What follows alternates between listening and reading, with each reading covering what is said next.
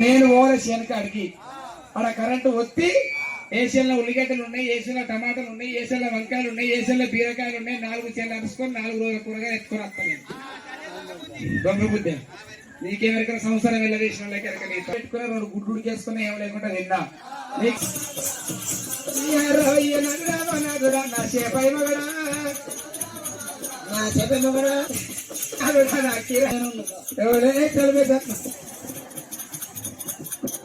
ఆ పోరికి సైలెంట్ తెప్పలేదు, ఆ చిన్న పోరికి విగ్రహం లేదు.